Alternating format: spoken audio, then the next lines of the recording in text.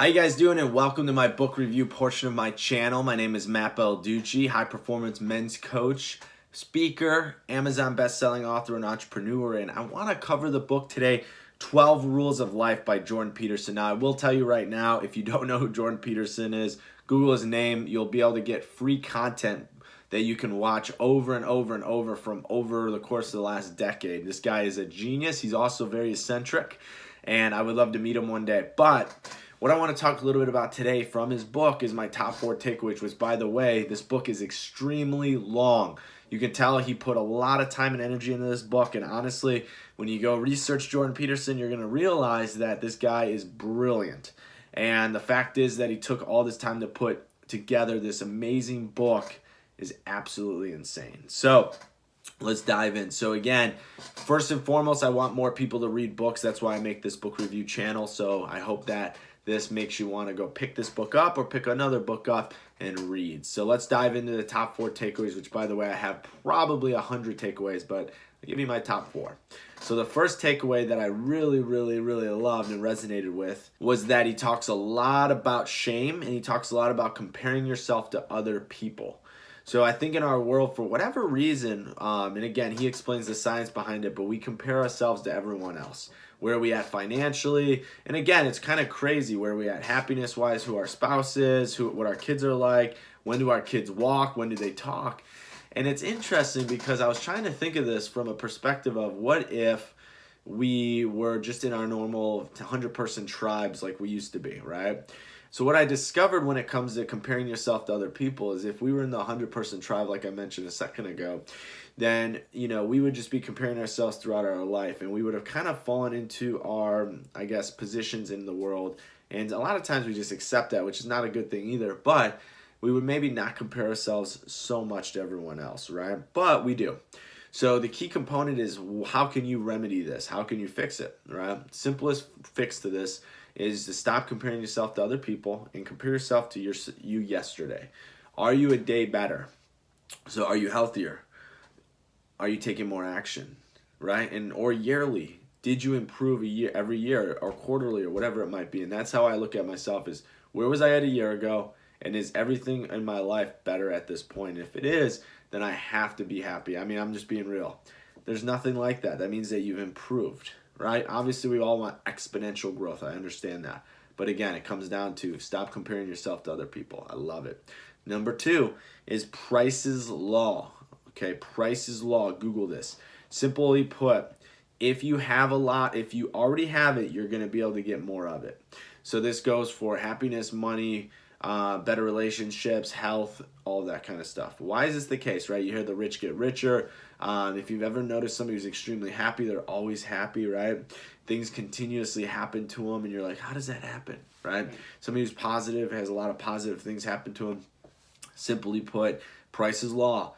You get more of what you put into the world, right? So what is your attitude every day?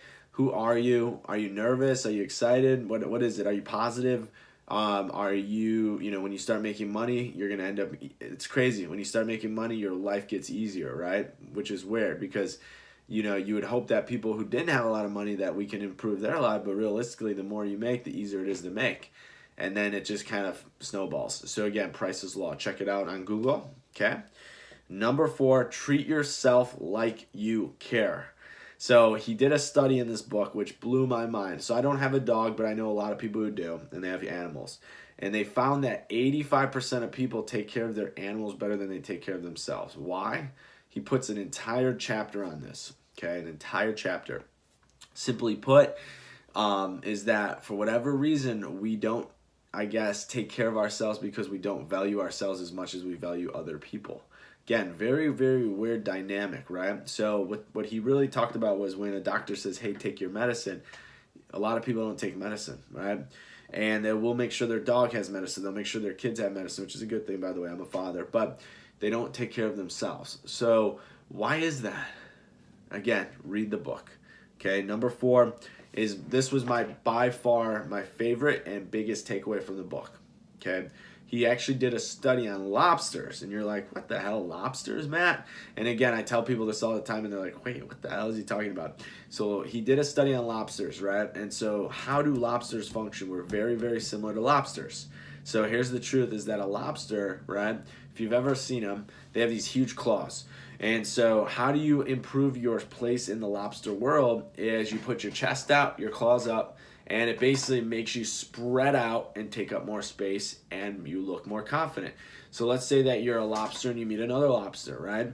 Lobsters, unfortunately, just like any animal, are battling for space and for hierarchy in their lobster world. So you fight each other. And here's the thing, if you're bigger than the other lobster will not fight you. That's amazing, right? So what happens if that happens is instantly everybody kind of falls in their hierarchy, no one gets injured, and you can go about your life and live your life. Problem is that most of the time if you meet a similar lobster and you fight, even the lobster that wins actually gets injured, which then in turn hurts their chances of succeeding. So what does this mean in life is that when you're going up against people, you want to look for a win-win.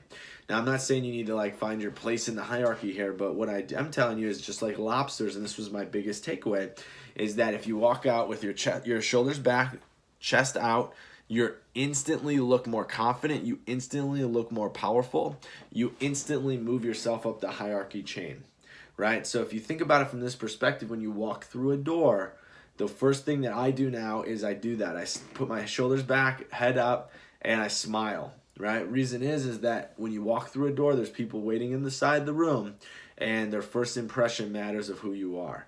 If you walk in and you're slouched over and you're unhappy and you're looking pissed off, then that's going to be their first impression of you.